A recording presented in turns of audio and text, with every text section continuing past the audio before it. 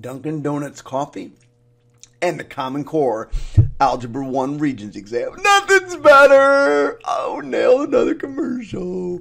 Algebra 1, kids, I am so sorry this took so long. June 2017. It is not my fault. You have to blame New York State crazy people who said we have to wait until this day. So that's what we did. My name is Mr. Krause. You can call me Mr. Key for a little while. This is going to be Algebra 2017, Algebra 1, parts 2 through 4. And again, all of this stuff can be neatly found at www.nkinfinity.com. Check us out on the web and make sure you hit subscribe because you're going to be using us over the years. We do a lot with that geometry and we do a ton with Algebra 2. All right, let me fly down this page. Get past all these multiple choice questions. We don't need this stuff. We don't need this stuff. We're done with you. All right, here we go. 2-point questions. Now, I'm going to tell you 2-point questions should not take very long. And you should be able to check some of them. And if you can check them, it is imperative. And that's what I'm going to talk to you about, good test-taking strategies. Now, I will tell you, because I mostly teach Algebra 2, I will tell you negatives are the worst thing that math ever invented. They are going to mess with your mind over and over again. You have to learn to deal with them. And in this case, we're going to distribute. Multiplying through by a negative just changes those things' sign. So this becomes 3x squared plus 4x minus 8. Minus, wait a second, negative times negative, that's positive. See, there you go. 2x squared minus 4x minus 2. So I guess that was the hard part, that thing right there. Otherwise, it's not too hard. So we get 5x squared. Don't forget, you don't mess with the exponents. These go, and you get minus 10. Now, wouldn't you as a student like to just say, wow, I wonder if I got that right? Yeah, sure, of course. Everybody wants to know if we got it right. You come over here into calculator mode, and you say, okay, I'm going to take, don't take any normal number. I'm taking 2.365, and I'm going to store that into x. And I'm going to type in the original. Yeah, it's going to take me a couple seconds. 3x squared plus 4x minus 8. Parenthesis, minus, parenthesis, negative 2x squared plus 4x plus 2. Now, the reason I picked some weird number is because, you know, if that turned out to be 6, you'd be like, oh, okay. And I got 6 again, I'd be like, yeah, I'm pretty sure it's right. But you know what? If I get 17.966125, calculator does all the work. What difference does it make what number I put in there? You just put it in. So we're going to do, if this comes out 5x squared, if this comes out to be that exact same thing, I know for certain I'm correct. If it doesn't, I got to go back and look. Bam. It's perfect. So at this point, you're like, okay, that's one I never have to look at again. Nailed it. Don't have to look at it again. Let's go on. They give us a whole page to do that. That's weird.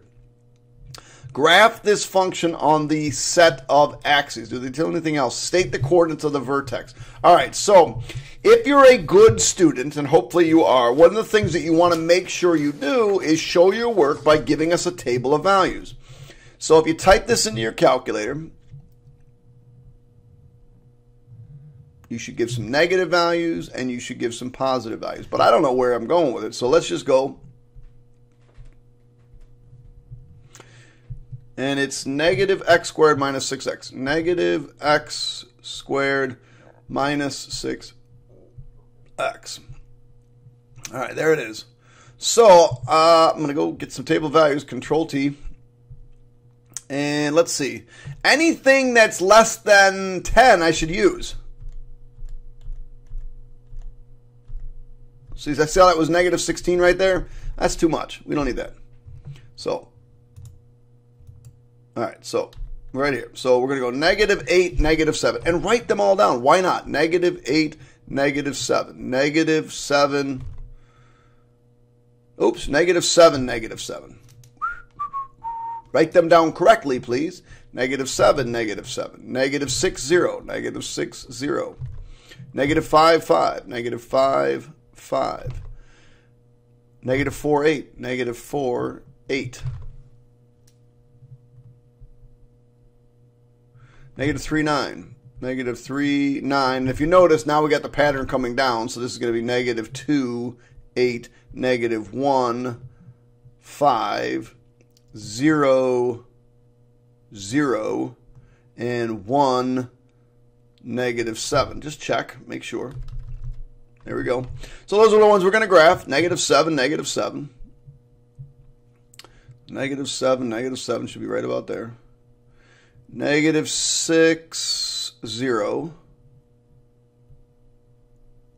Negative 5, 5. 1, 2, 3, 4, 5. Negative 4, 8. And we just follow this pattern backwards. Trying to be as neat as possible. And you should have been relatively neat with this. It's impossible to hit those points using this. The other way is going to be worse, I think. Oh, it wasn't bad. There you go. Now, what does it say? It says state the coordinates of the vertex. If you don't state the coordinates of the vertex, you're wrong. So the vertex is right there. So the vertex is negative 3, positive 9. Perfect. Nailed it. All right, state whether the following is rational or irrational and explain your answer. Well, you know what? The first thing I might do is just to see what it is. What is this number? 7 minus the square root of 2. Well, clearly that's an irrational number because I have no repeating and no terminating decimals. But the reason it's really irrational is because the square root of 2 is irrational. So first thing you should say is the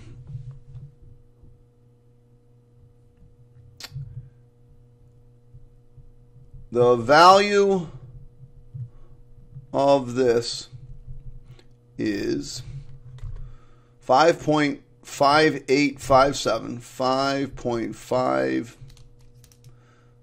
I probably should write this down exactly. 5.8578643. Be neater than that.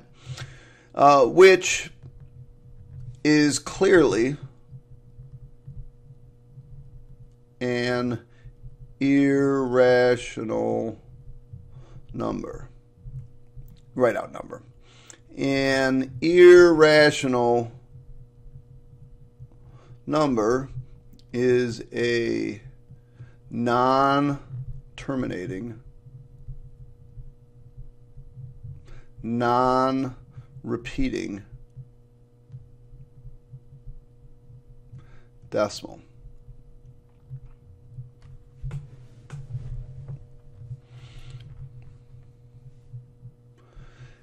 You could say that. You could also say we know, not when, we know that the square root of 2 is irrational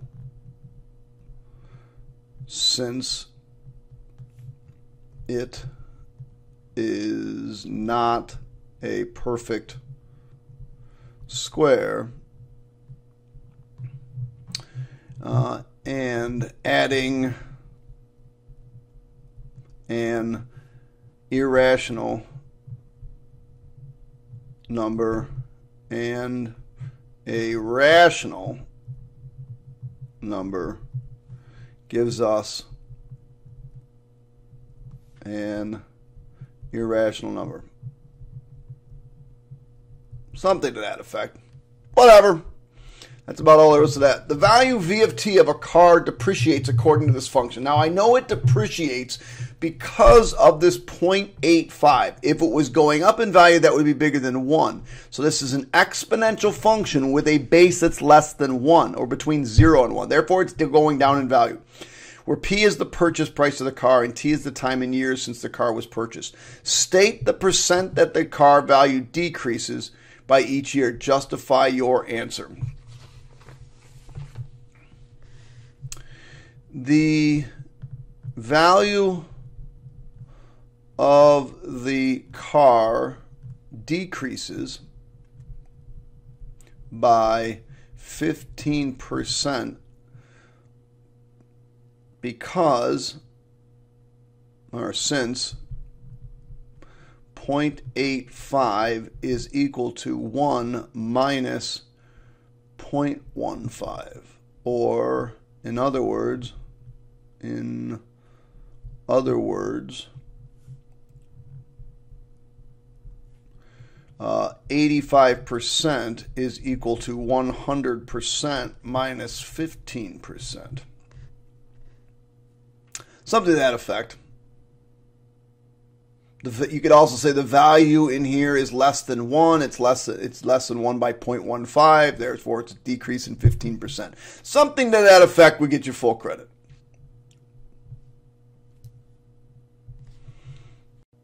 So it's a two-way table, and they don't give you the value. Let's see what they get.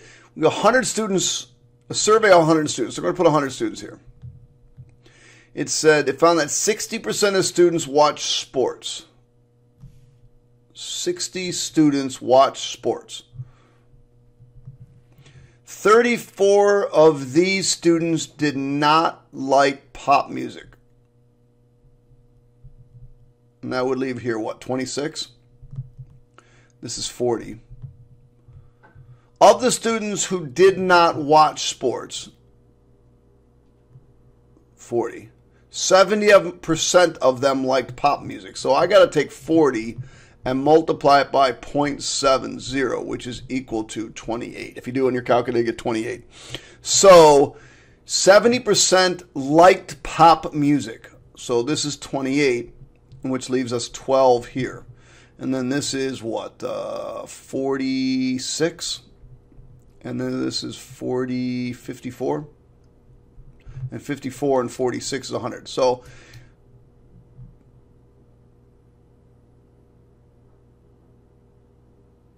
you got to be kidding me. That's all you had to do?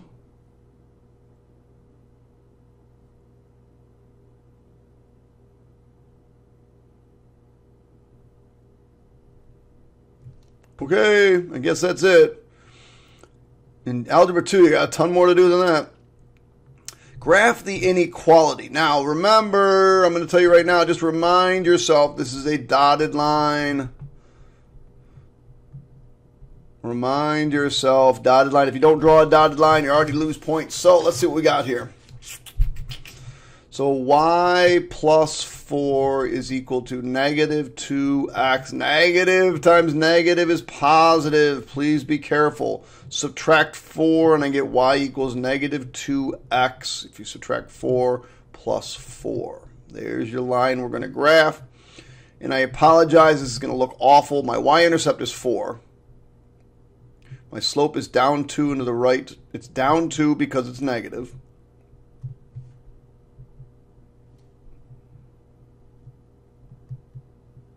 And we got to go up 2. I haven't seen a shading. And it's a dotted line because it's not equal to. Sorry about this. This is looking pretty bad. Put some arrows on the end.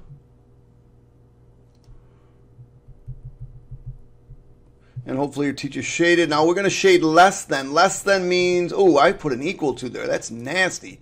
That is awful. That's terrible work. That should be less than. And less than means we're going to have a dotted line and we're also going to shade down. That's all there is to that one. If f of x is equal to x squared and g of x is equal to x, determine the values of x that satisfy this equation.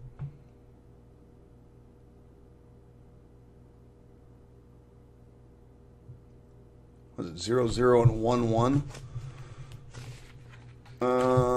So here's all you got to do. All I want to do is know when does x squared equal x.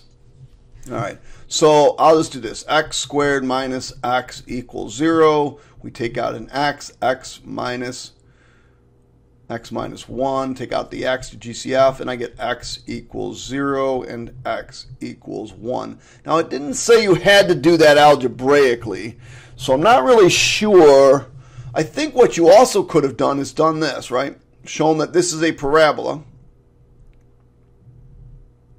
And this is the line x equals 1. And they hit, well, they should hit here and here at 0, 0, and 1, 1. Because it did not say you had to do it algebraically. It just said find the two values. So you could have done it 0 and 1 are your two values. You could have gone over your graphing calculator. I'm not sure what they were giving points for. Wait, hold on. I have the rubric. Let me pause this for a second. Well, it doesn't say you had to use your calculator or your graphing. You could have just graphed it, I believe, and explained it. But you would have had to draw in your graph and explain the points of intersection. But you had to put just 0 and 1. It was only looking for the x values, which is kind of funny because that was one of the harder questions on the Algebra 2 test, is that you're just looking for the x values. Describe the effects that each transformation below has on this function where a is positive. Okay, good. So if you add or subtract on the inside, this is a translation. Try to spell it right. Translation. Left or right, but because it's minus, it's backwards. So we're going to translation right a units. Because it's on the inside, it's a translation left or right, but it's backwards, so it's translation a units to the right. When it's on the outside, it's up or down, so it is a translation down a units. A units. That's it. That's all she wrote for that. Gosh, finally, we're on to some more math. All right. The function r of x is defined by that. Using factoring to determine the zero. Use factoring to determine the zero. Are you joking? All right, so we got to factor it. So, oh. If I'm going to set it zero, if I want to find 0, I probably should set it equal to 0. X squared plus 3x minus 18 equals 0. X plus 6. X minus 3 equals 0. Again, they got to multiply to negative 18 and add up to positive 3. So my two zeros are x equals negative 6 and x equals 3. Now make yourself look like a good professional student. You know, put your answers in curly brackets.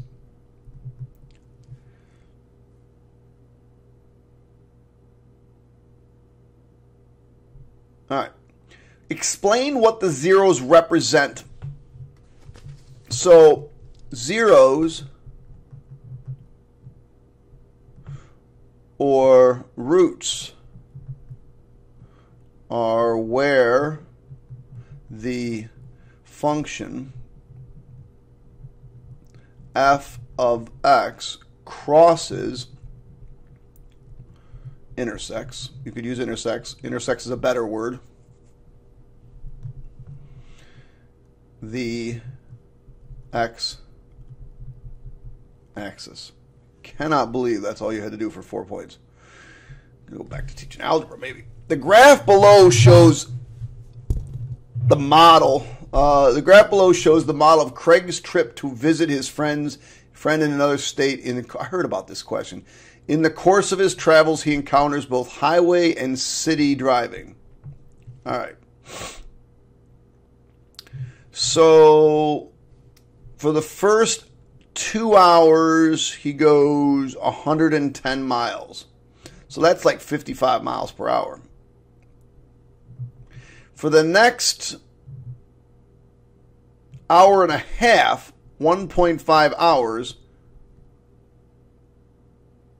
he travels no distance. Right? This is miles traveled. It's not my speed, it's my miles traveled. So that's traveling 0. So basically he's sitting still for an hour and a half. I have no idea what that's for. And then for the next hour and a half, he drives 90 miles. So this is 90 miles in 1.5 hours. I don't know what that is for hours. And then, so that's pretty fast.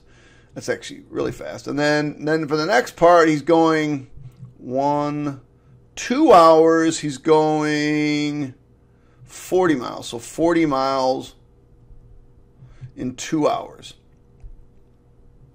So all I can guess is highway, this is going to be the highway, This is going to be, I don't know, a traffic jam, an accident, pulled over to take a nap. I have no idea what that, I don't know why you would stop for 1.5 hours. Then this is highway driving again.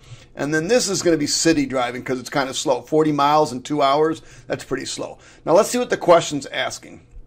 Based on the graph, during which interval did Craig most likely drive in the city? Explain your reasoning. All right. So again, that would be back here, right? He's going 40 miles in 2 hours, so that would be the city driving. So what would be that interval? That interval's from 5 to 7 hours.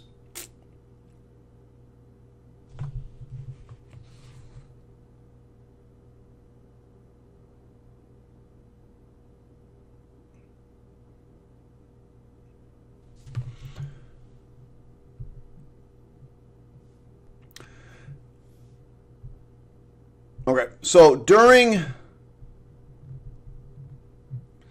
the interval from D to E,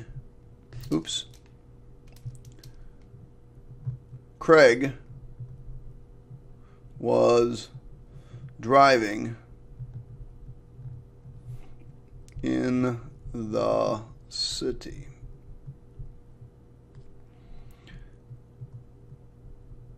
The reason I picked this interval is because he is only going 40 miles in 2 hours, or an average of 20 miles per hour. Normally, average speeds on highways are around 55 miles per hour, something like that. You just had to basically say that's the least steep area, and that's where he's going. You know, come up with something like where he's going. I don't know. That's about basically straightforward there. Explain what might have happened between B and C. All right, I have to tell you, I would have given my points. I would have given so many points for someone like that had the most creative answer to this. Like, he's not going anywhere, so he stopped. So, you know, I would have come, if I was a student, I would have come up with something so utterly creative. Craig stopped his car for 1.5 hours to take a nap on the side of the road. I don't know. How about he stopped at a rest stop and I don't. What could you put in there? Okay, I guess I could have pulled over to have dinner. I mean, but if I'm going, he only drove 2 hours and he's already having dinner. So I guess you could have stopped to have dinner. Whatever. Determine Craig's average rate of speed to the nearest tenth of a mile for his entire trip. All right. So let's see how many miles he went. He went a total of 230 miles in 7 hours.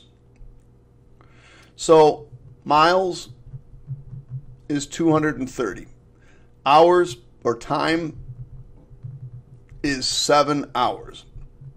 So we take 230. Really, you're doing 230 minus 0 over 7 minus 0, I guess. But it's 230 over 7. I don't know what that is. 230 divided by 7 decimal point. Enter. 32.8. What do we got here? Round nearest tenth. So 32.9 miles per hour. 32.9 miles per hour. Psh, done. I'm serious about that, kids. If you could come up with a really creative, like, you know, fun thing for that stupid 1.5 hours. 1.5 hours. First of all, what are you to do in 1.5 hours? I take like 20-minute naps. I'm ready to go. If I eat, am I going to sit down and eat for an hour and a half after 2 hours of driving? A dumb question. All right. So we want to know, did you see that it was g of x is equal to 2 times k of x?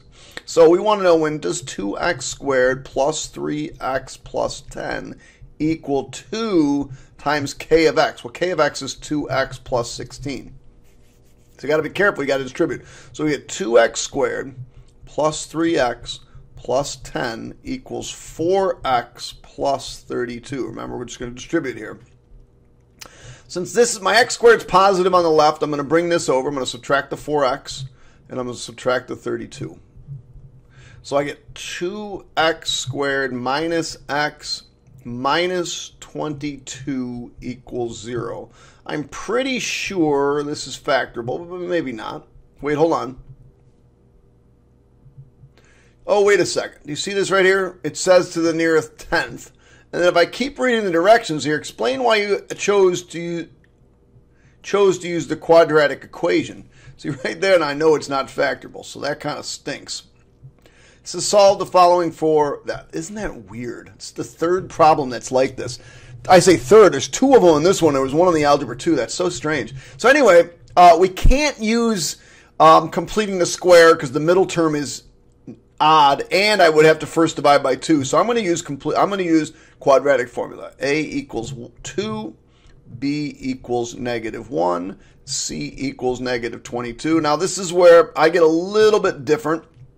I write out the discriminant. B squared minus 4AC.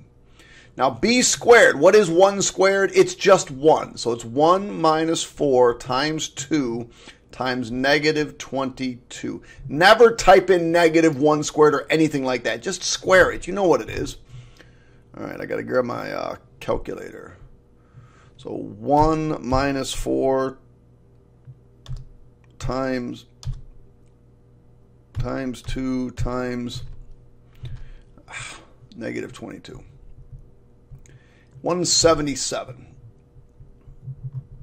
So let's see. So I get x equals negative. Now the formula is x equals -b over 2a plus or minus the square root of the discriminant, which is b squared minus 4ac all over 2a. Now this is on your formula sheet. On your formula sheet, it looks like this. I hate that. So this is the way I like to write it. So -b is 1 over 2 times a. I'll show you. 2 times 2.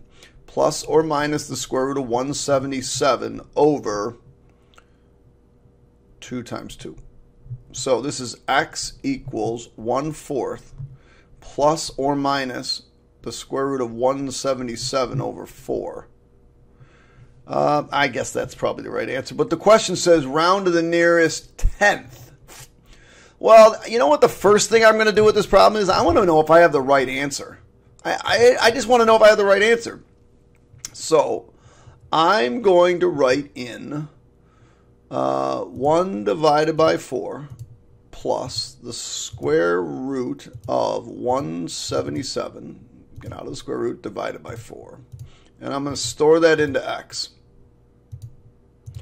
Now I want to know if I'm right, so I got to go back to this equation right here. This one right here. And I'm going to type in the left side, 2x squared, 2x squared, plus 3x, plus 10. Press enter. I'm going to type in the right side, 2, parenthesis, 2x plus 16. Now, if these are equal, I'm good. All right, good, good. Now, this is the answer, but they want it rounded to the nearest tenth. So I got to put that in there. It's 3.6. So I get 2 answers, 3.6 and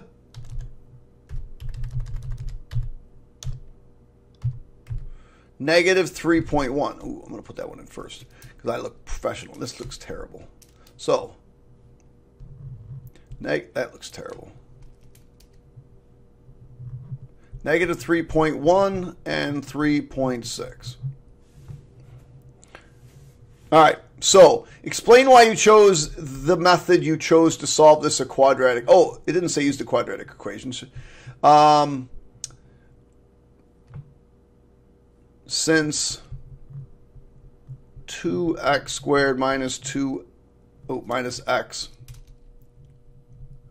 minus 22 is not factorable, and since the middle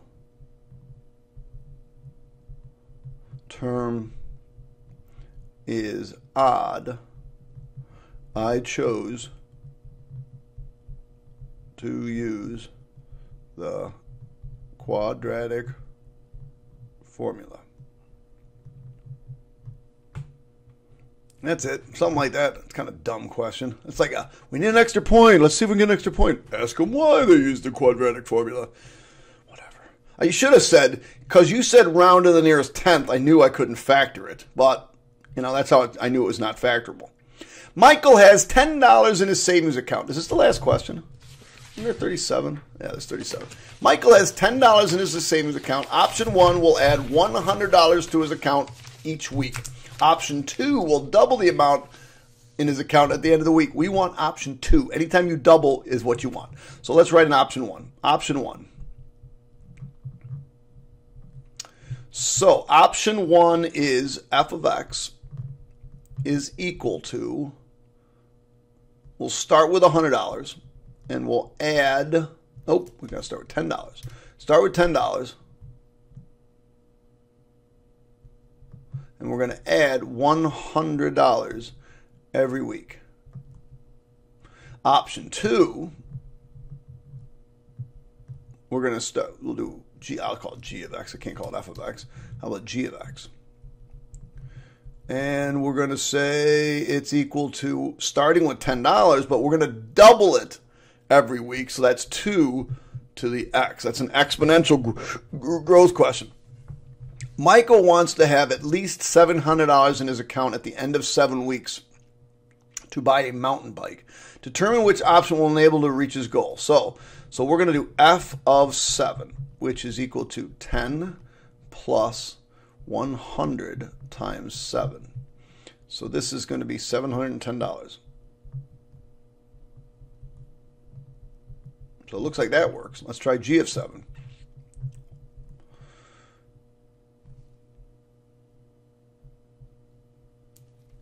$10 times 2 to the 7.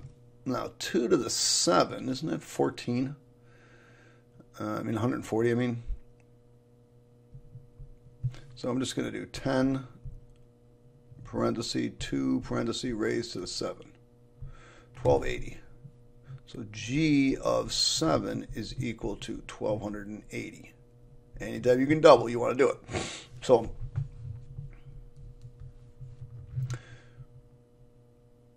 determine which option or options, either option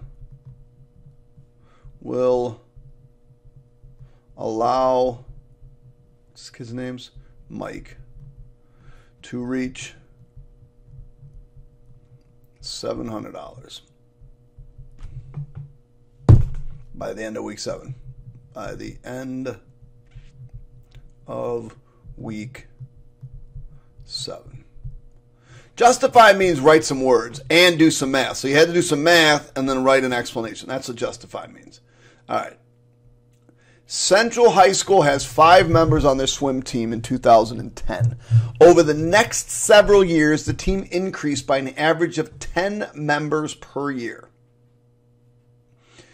The same school had 35 members in their chorus in 2010 and saw an increase of 5 members per year. What? Seriously? Over the next, okay, what is this thing? Swim team. So let's go, as X represents the number of years. So we'll go swimming of X is equal to, what do we start with? 5 members on the swim team. 5 plus 10X. And what's the other thing? Chorus?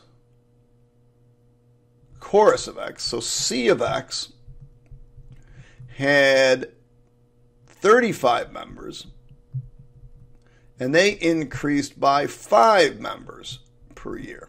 So I guess that's part A. It's all they're looking for is the system of equations that can be used to solve it. Graph the system on the equations below. Well, you know what we ought to do is figure out really what we got here. So because we're going to try to figure out how to solve it. I'm assuming we have to solve this thing. See, we're looking for the point of intersection. So I want to make sure I can get that point of intersection. And they're not giving us the scale on there. So we want to make sure we can get the scale on there. So let's go here. And what is it? 5 plus 10x. Tab. 35 plus 5x. You can't even see the other one. So clearly we don't want any of this. So let's go negative. Let's just go -3 here. Tab. We're probably going to need like 100. Tab. And then looks like that's fine. Looks like that's pretty good. So look at my scale. I might need to go up to 100 on my scale here. So that's probably a good scale to get to. And the 10's pretty good. So they only want first. So first quadrant. So you got to make sure your scale makes sense. Probably there's 20 boxes up there. I'm going to make every box. Let's see, what are my scales? 10. What are my slopes? 10 and 5, right? So I'm going to make every box 5. I think that'll get me up to 100. 0, 5, 10, 20, 30, 40, 50, 60, 70, 80, 90, 100. You don't have to put everyone. And then I'm going to make these just 1. So I'm just going to go 2, 4, 6, 8. Maybe I'll make every 2 1. Because I only need to get to 10. So 1, 2.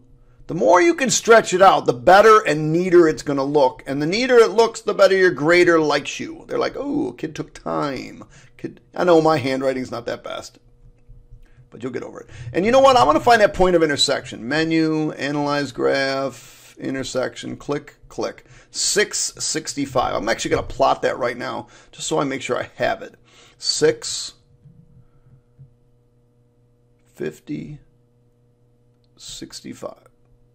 So they should hit there. So let's graph one of these in, you should do different colors. I'm going to graph one of them 1. So one of them starts at 35. And it goes up by 5 every one. And I better hit that spot. There it is. I hit it.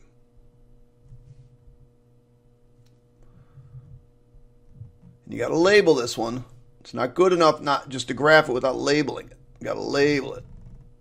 And this is what? This is chorus, right? This is C of X. And I grab a different color. We'll grab green. And green started with 5 members, right? But they add 10 every time.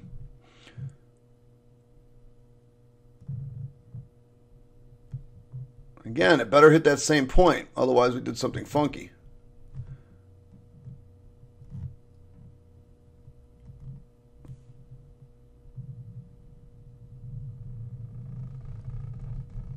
Sorry. And this was swimming of X. And this point of intersection is 6, 65. So, explain in detail what the coordinates of the point of intersection of these. So, after 6 years, I should tell the point of intersection.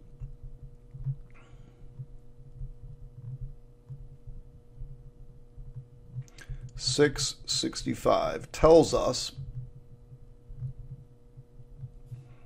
that after 6 years, the two groups had the same number of members, which was 65. Something to that effect. They each had the same number of members, and they each had 65 members. I think that's it, right? If you didn't label the lines, you lost a point. If you didn't use, good scale, you lost a point. If your explanation didn't make sense, you lost a point. I guess that's it. That's it. That's all she wrote. There's the test, kids. That's all she wrote. I hope you guys did okay. Catch you all on the flip side. Goodbye.